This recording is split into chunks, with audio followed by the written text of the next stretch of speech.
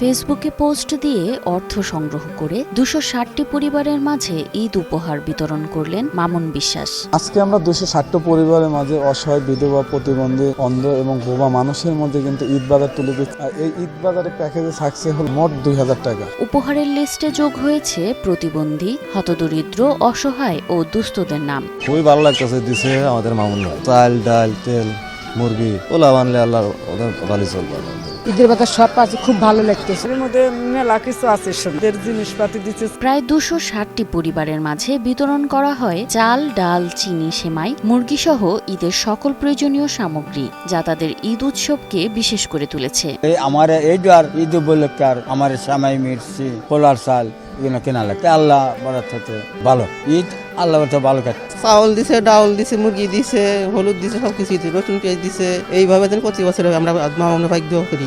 এটা না দিলে আমরা বিপদে পড়লাম নি, পাইছি দেখ খুশি হয়েছি। সিরাজগঞ্জের বেলকুচি উপজেলার সোহাগপুর পাইলট বালিকা উচ্চ বিদ্যালয়ের মাঠে এই ঈদ উপহার বিতরণ প্রক্রিয়া শুরু হয় ভোরবেলা, যেখানে হাজারো শারীরিক প্রতিবন্ধী ও অসহায় মানুষের মুখে ঈদের আনন্দ ফুটে ওঠে। ঈদ উপলক্ষে আমরা একটু আনন্দ করে খাইতে পারবো। আমি খুবই আনন্দিত এবং তার জন্য দোয়া করি। সে যেখানে থেকে যে অর্থ আইনে এই যে গরিব দুঃখীর মধ্যে যে বিতরণ করে, এইটা যেন আল্লাহ তাকে এইভাবে চিরদিন এই গরিব দুঃখীর মাঝে সে সেবায় নিয়োজিত থাকতে পারে। মানবিক এ উদ্যোগের নায়ক হলেন শাহজাদপুর উপজেলার মামুন বিশ্বাস, যিনি ফেসবুকের মাধ্যমে ঈদ উপহার বিতরণের জন্য অর্থ সংগ্রহ করেন। ঈদ হোক সবার জন্য আনন্দের, আর কৃতজ্ঞতা তাদের প্রতি যারা দেশ এবং দেশের বাইরে থেকে যে সকল ভাই বোন এই আর্থিক সাহায্য পাঠিয়েছেন তাদের প্রতি। ফেসবুকে সহায়তার জন্য স্ট্যাটাস দেওয়ার পর সমাজের বিত্তবানরা এগিয়ে আসেন এবং সেই অর্থ দিয়ে তিনি শত শত অসহায় মানুষের পাশে দাঁড়ান।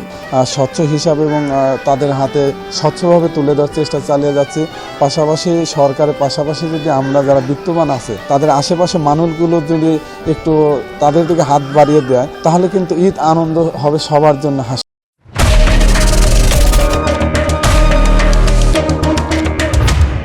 প্রায় ১৩ বছর ধরে সিরাজগঞ্জ জেলার বিভিন্ন উপজেলায় দুস্থ ও অসহায় মানুষের সহায়তা করে আসছেন মামুন।